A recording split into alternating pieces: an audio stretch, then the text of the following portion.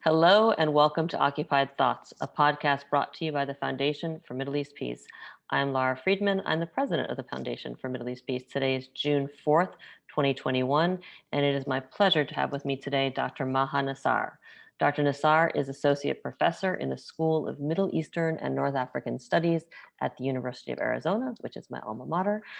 She is a cultural and intellectual historian of the 20th century Arab world with a focus on Palestinian history, and she is the author of the book Brothers Apart, Palestinian Citizens of Israel and the Arab World. Her analysis and opinion pieces have appeared in numerous US-based publications, including the Washington Post, The Forward, and The Hill. And you can find links to a lot of those on the landing page for this podcast on our website. So just want to dive right in. Thank you, Dr. Nassar, for agreeing to be with us today. It's a busy time, so we really appreciate you being here. Thank you for having me. I'm so excited. I'm like going to just dive right in.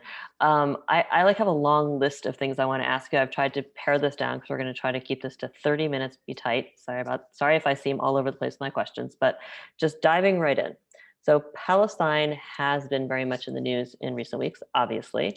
One thing that seems to be becoming clear is that the discourse in the United States is changing when it comes to Palestine. We're seeing people talking about this a lot, and we're witnessing this ourselves on social media, in the mainstream media, and even in voices from within the halls of Congress. So can you talk about what this changing discourse looks like? Sure. So I think it helps to maybe go a little bit further back in the past. And I've been thinking a lot about 2014. So in the summer of 2014, 7 years ago, Israel was bombarding Gaza for 51 days. And again, it was in the headlines and in the media. And I remember specifically then still Senator Bernie Sanders had a town hall in Vermont. And he, along with all the other senators, Republican and Democrat and Independent, were all at that time insisting that Israel has a right to defend itself, that Hamas rockets are terrible, and so forth. So at this town hall, a constituent stands up and asks a question and says, why are you only condemning Hamas? Israel is imposing this huge blockade on Gaza, depriving Palestinians of basic human rights, bombarding Palestinians, killing them. So why only focus on Hamas? And Sanders, it might be hard for us to remember this now, but back in 2014, Sanders doubled down. He doubled down on his condemnation of Hamas, doubled down on the idea that Israel had a right to defend itself, and got testy when constituents pushed back against that idea. So I think what's happened since then, between then and now, I think we can kind of group into three categories. The first category has to do with the tireless efforts of Palestinians themselves to raise awareness about their conditions and the conditions of their fellow Palestinians in the West Bank, in Gaza Strip, in Jerusalem, in Israel, for decades now. So we're seeing the fruits of that labor over the last few years, but it's important to remember that it goes back for decades. For Palestinian Americans in particular, there was a spike or a rise in pro-Palestine activism, especially around the year 2000, around the time of the second Intifada. A lot of it was done by college students. A lot of it was done under heavy surveillance and punishment, frankly, from authorities. They were put on blacklists.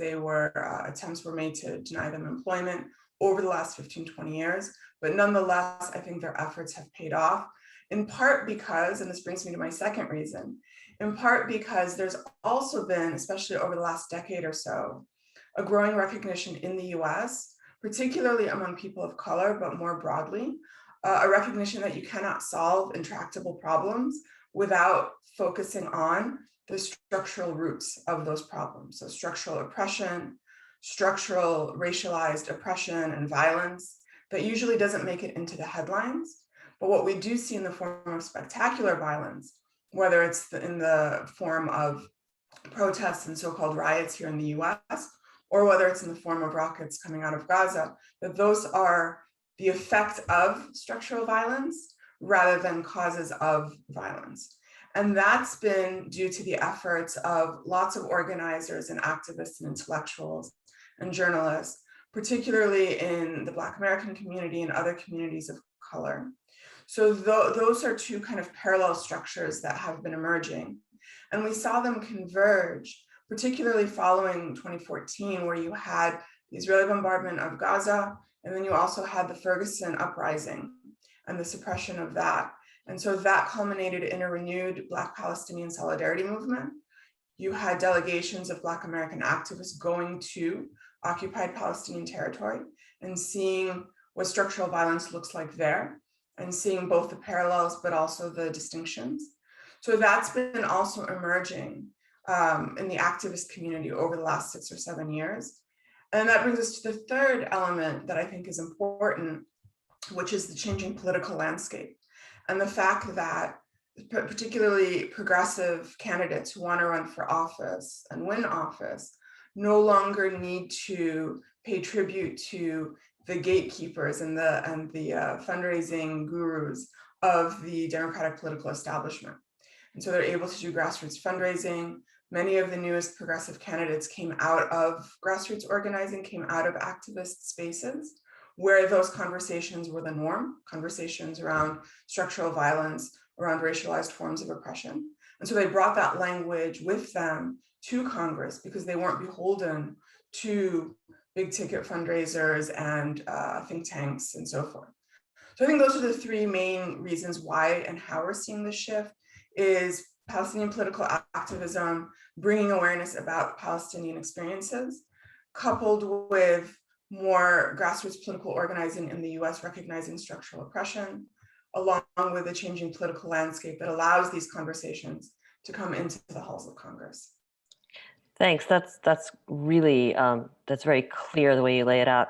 I find myself thinking as you're talking that another piece of it, thinking from the Israel-Palestine sort of policy perspective, is that if for years Palestinians and Palestinian Americans were making the case for rights and justice and faced this wall of there's a peace process, there's a peace process, there's a peace process, as that wall has just shattered, there is no pretense of a peace process, and the Israeli government is increasingly open in its sort of greater Israel desires. It's sort of like Palestinians have been saying the same thing for 20, 30 years or more, but it's taken seriously now. They're able to be heard in a way where they would be just automatically marginalized or discredited before because it didn't fit into what was a really comfortable narrative that absolved people of having to listen to their grievances.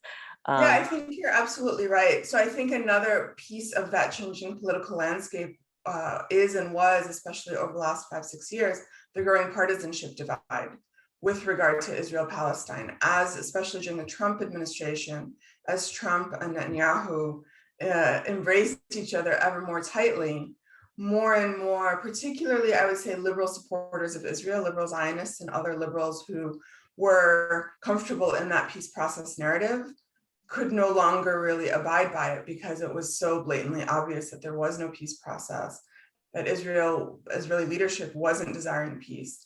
And so that allowed people to listen to what Palestinians have been saying for decades. Yeah, it's such an interesting sort of confluence of pieces. The other piece that I've spent a lot of time working on is the free speech part, where I've ended up having a lot of conversations with people who probably have spent their entire professional careers trying to steer clear of Israel-Palestine, but working on things like civil rights, which includes free speech. And suddenly they're finding themselves, if you're not going to defend free speech on Palestine, then stop pretending you care about free speech. It's been really interesting seeing people sort of forced to deal with an issue they prefer to have excuses to not deal with for so long. Absolutely. I think you're exactly right.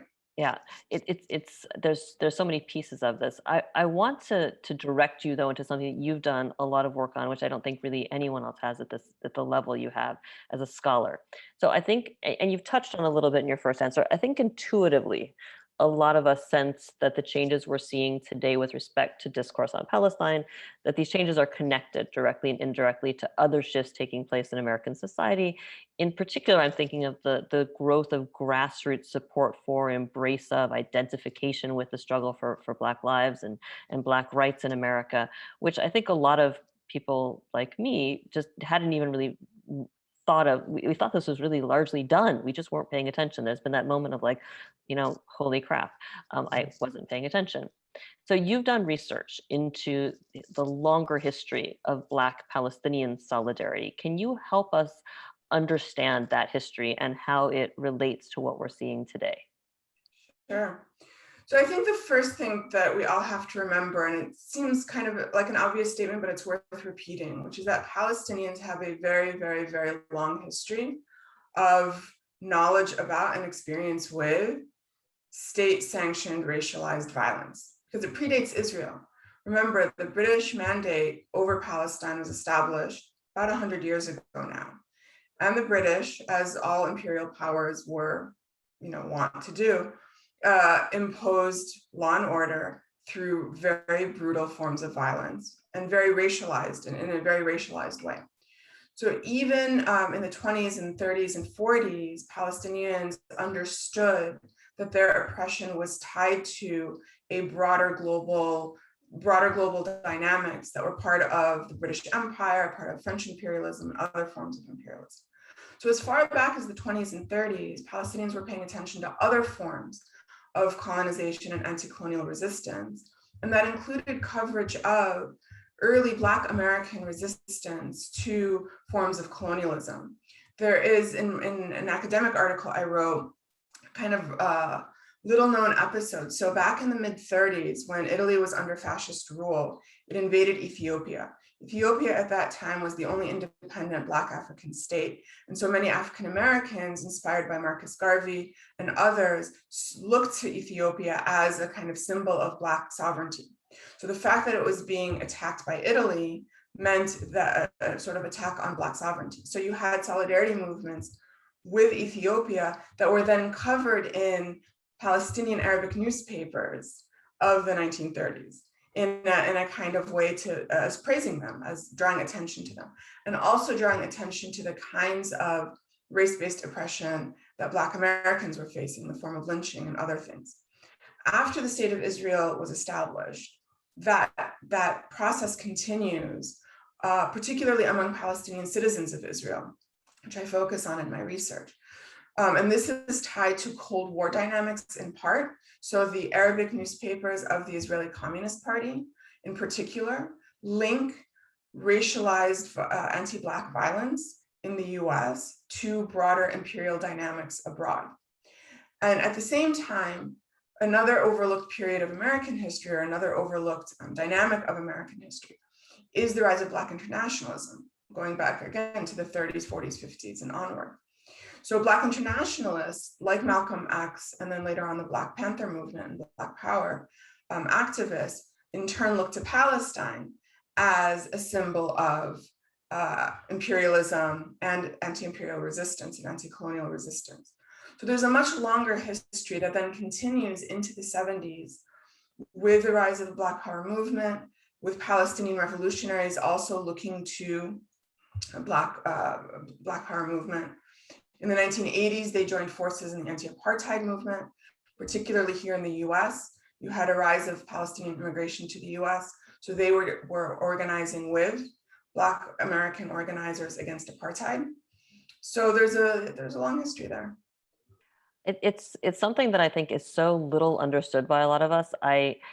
I'm fascinated by this. I was actually listening and thinking, I hope you write this up at some point in a non-academic article for the world, because I keep seeing, for people who are threatened by by intersectionality, by the common cause being made by various populations, including people who are working for rights of Blacks in America and people who care about Palestinian rights.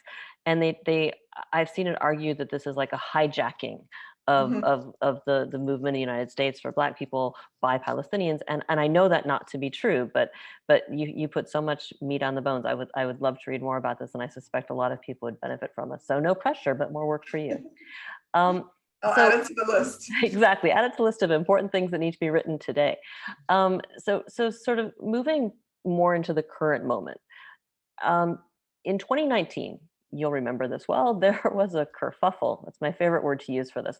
There was a kerfuffle in Congress over comments made by Ilhan Omar that actually it was a tweet initially, that some sought to portray as anti-Semitic, a portrayal that, I should be clear, I reject, and I've written about this. Looking at that controversy, you wrote a really powerful piece in the Washington Post in March 2019 entitled "What Support for Ilhan Omar Tells Us About the Left," and it was subtitled "The Rising Tie Between Black Activism and Pro-Palestinian Advocacy." And I recommend people read it for themselves. It's a great piece. In that piece, you explained about Representative Omar's entire political platform being, and I'm quoting, part of a push from the left to develop a more robust foreign policy vision that stresses peace and dignity, not just for Americans, but for all. And you said that, quote, those shifts have opened the door for Black Palestinian solidarity activists to gain a greater foothold in American political discourse. Words that I found very inspiring at the time and which have clearly proven to be prescient, which makes me even more eager to bring out the crystal ball and ask you, where do you see the current shifts in the US discourse on Palestine going in the future? And what do you see, what do you think will be the role of Black Palestinian solidarity? And to add more to that, do you see a path forward in which the trends that we're seeing now and the changing discourse will catalyze or can catalyze change in actual policy? All great questions. So let me take them one by one. So in terms of future trends, I think we've seen over the last few weeks how those shifts have accelerated since 2019 in terms of the discourse around Palestinian rights and around the mobilization around Black Palestinian solidarity. We've seen a number of professional organizations, activist organizations, academic organizations come out in strong support of Palestinian rights. This is new. This is not something we've seen in previous escalations of violence. And what it tells me is that what was considered sort of marginal left, progressive on the side in 2018, 2019 has moved more thoroughly into the mainstream. And what I mean by that is that shift from the peace process, both sides rhetoric, to an awareness that Palestinians are under occupation and are facing structural forms of violence, that we can't just both sides this. That's a shift to the mainstream that we've seen that wasn't there before. So in that sense, I think it's really important. In terms more specifically of Black Palestinian solidarity, I do think we're going to continue to see a rise in organizing and a rise in an awareness about how the two sets of repressions are related to one another. They're not the same, of course, but they are certainly related to one another at a structural level. I think we're also going to see, you mentioned foreign policy, we're seeing more and more, not just among Black activists or among Black Palestinian solidarity work, but a broader conversation that you have documented quite well around questioning previously held taboos, right? Calling out taboos around foreign spending, around spending around warfare, right? So-called defense spending, which is not defense usually. And it's coming at a time, especially coming out of this pandemic, when more and more people are saying, well, why can't we afford Medicare for all? Why can't we afford affordable housing for people who are on the verge of eviction? What is it that we're spending? Where is our tax money going to? And so we're starting to see more and more people question the billions and billions of dollars that we spend on defense. And I think that military spending for Israel will inevitably be folded into that conversation. It's still not quite there yet, but I think it's a matter of time before that question becomes part of a larger discussion around our priority spendings. In terms of policy, changes in actual policy as opposed to rhetoric or discourse, I think the jury is still out. As we said a little while ago, the changing political landscape is such now, and we've been talking for the most part about changes in the Democratic Party, changes in liberal circles and progressive activist circles. We haven't yet talked about what's happening on the Republican side. On the Republican side and in conservative circles and on the right, they've doubled down on their support for Israel and on their support for the most extreme right-wing elements in Israel. The elements that not only don't want to negotiate, but the elements that don't want a Palestinian state at all, that don't want rights for Palestinians at all. And they've doubled down on that. If you look at Ted Cruz, if you look at all of major Republicans over the last few weeks, they've doubled down on their unwavering and uncritical support of Israel and have tried to portray even the milder criticisms of Israel that come out from more centrist Democrats. They've tried to portray them as an abomination. So a lot of the question about policy change, a lot will depend a lot on essentially who's in charge, which party is in charge in the coming years. If it's on the Republican side, there's no chance. If it's on the Democratic side, if Democrats continue to hold power, then there's a chance. But it's not clear cut. What's interesting to me, what's been really interesting to me is actually to watch the centrist Democrats and the Democrats who have ongoing political aspirations. So the other day, somebody asked me what Kamala Harris's take on all of this has been. And it occurred to me that I hadn't seen much from her one way or another. So I went back and scrolled through her Twitter account, her vice president, like the official one, to see if she said or did anything. I found one tweet in which she met with King Abdullah II of Jordan, and they talked about a ceasefire and reconstruction aid for Gaza. That's it. Kamala Harris was a stalwart at AIPAC for decades. She would have been one of the ones who a few years ago would have insisted that Israel has a right to defend itself. So the fact that she's hedging, I think, is really interesting. Yeah, I agree. I think you're absolutely right. The relative silence or extreme caution from a lot of the centrist Democrats has been striking in this round of crisis. I will add, going back to the previous part of our discussion about the relationship between Palestinian rights activists and Black activists in the United States, and I'm sure you've noticed this, but it was really striking to me going back to the attacks against the Women's March, the attacks on Dream Defenders, the attacks on BLM. I don't think it's coincidental that some of the most virulent attackers against Palestinians are also the same people who are the harshest and most eager to attack grassroots Black activism in the United States. And being able to tie them together, I think has been there's been a convenience for them in that, but it also really does lay bare the values gap between progressives and these people. And I think it's something that maybe mainstream Democrats are only beginning to contend with. But it really was brought out. There was one tweet early on during what was happening, I think even before the shooting, the rocket started between Gaza and Israel, when it was just the horror show in Jerusalem and Sheikh Jarrah, where you had a lot of comments coming out from a lot of members in Congress, including people like Rashida Tlaib and Ilhan Omar. And at one point, Mark Pocan, who is a white male Democrat, tweeted out, it's funny, I seem to be able to get away saying, this was the essence, not these words, but he basically tweeted, I can get away with saying these things, but when it seems like when other people say them, they get accused of being, because you have Republicans calling them like, the Hamas squad and stuff. And it's so clear that it's easier and very convenient to attack people of color, particularly women of color who are Muslim, right? And sort of draw separate categories of who's allowed to criticize. I think that really is going to be an interesting challenge. For me, that's a challenge that progressives have not yet figured out how to deal with sufficiently, which is you need to take it on directly. Yes, you do need to take it on directly. What was interesting about some of those attacks as well is that even someone like Steny Hoyer, who again has been a stalwart pro-Israel Democrat for decades, when AIPAC came out with an ad along these sort of horrible racist lines, Steny Hoyer had to come out and call out AIPAC for their racism, for their misogyny, for their unfair attacks. And I'm sure that was a very awkward thing for him to do. And so what's going to happen is that the Republican kind of over-the-top attacks are going to force Democrats, particularly centrist Democrats, to pick a side.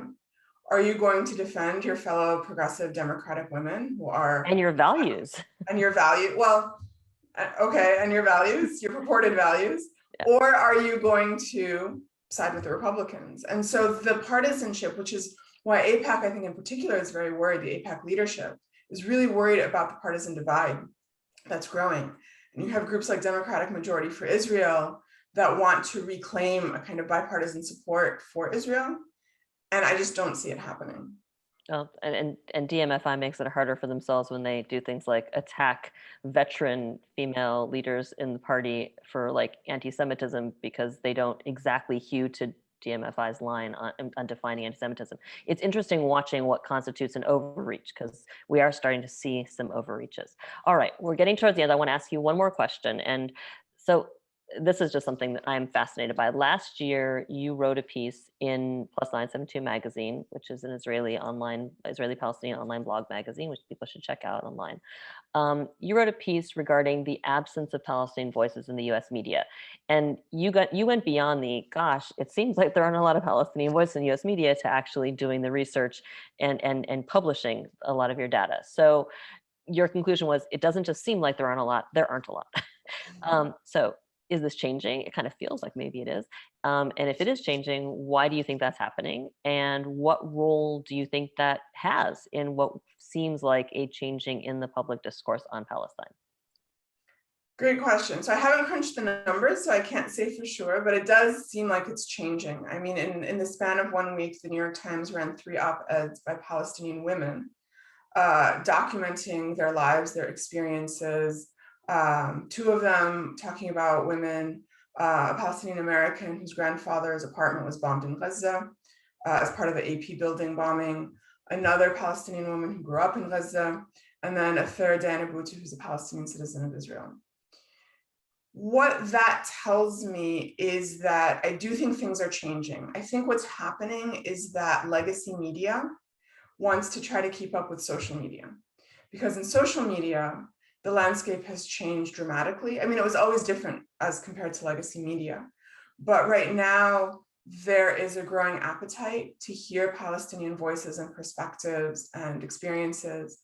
And Palestinians, again, they've been very eager to share those things for a very long time. There's a tendency among some to describe the social media landscape as being hyper-partisan, hyper-divided, as being very antagonistic. I don't see it that way. What I see is more and more people wanting to hear the Palestinian side, wanting to understand the Palestinian perspective. And once they do, even if it's in the form of a 10-second video clip, they're horrified. They're absolutely horrified. And so that then means that the traditional both sides media narrative and the legacy media and the, how shall I put this, detached op-eds from columnists who don't really understand what they're talking about, they seem, and they are recognized as being further and further removed from reality. And so, especially right now, I remember hearing a few months ago that subscriptions and viewership and readership for legacy media outlets declined precipitously once Biden was elected and inaugurated. So there is also a financial impetus in terms of wanting to attract younger readers, more socially avid, more social media connected readers. And so it's partly about giving them what they want. It's also partly about being embarrassed by the lack of representation, not only of Palestinians, but of other communities of color. And I think those things are coming together to shift the media landscape in important ways. The last thing I'll say that I think is also important in terms of the shifting media landscape is to recognize the generational shifts that are happening as well. We tend to talk about, media consumers who are, millennial, Gen Y, Gen Z, and older, and baby boomers. But the Gen Z in particular, young people who are in their late teens and early 20s, are on a whole other level in terms of their social media production, in terms of their savviness. If anyone wants to get a sense of this, just look at Teen Vogue, which used to be a fashion magazine. Like, I used to think of it as a fashion magazine, but man, oh man, their articles are putting everyone else to shame. I agree. I started following Teen Vogue on Twitter a while ago. I don't remember even what issue they were covering, and they were covering it better than everybody else. Hard news, and they've just been knocking it out of the park ever since. On the generational shift, I want to give a shout out to you, to people like you and younger than you. I mean, it has been striking to me, seeing more Palestinian faces, particularly on the broadcast media, and also listening, people like Nora Erakat, who's always been so powerful, but really in a defiant way, challenging even the framing that's brought to them when they're on broadcast media. Mohammed Al-Kurd, who is just extraordinary.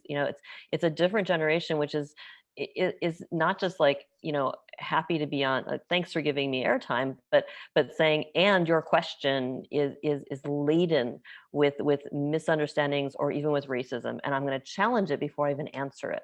Mhm, It's been really it's been quite, I think, a shock to the system for mhm. media consumers in a really positive way. So I hope we see you doing more of this, because I think it makes a huge difference. The more people learn, I think, the more they understand that this conflict, and conflict is not a sufficient word, is not as complex as it's made out to be, Mhm. and it starts with actually listening and understanding.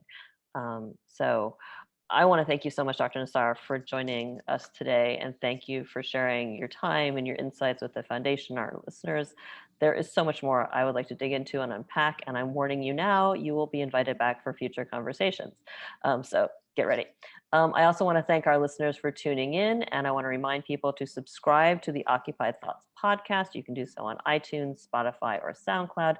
That way you won't miss anything, and we are adding new content every week, including next week, when I will be talking to Elizabeth Surkov of New Lines Institute for Strategy and Policy, and also with IMEU's Omar Badar.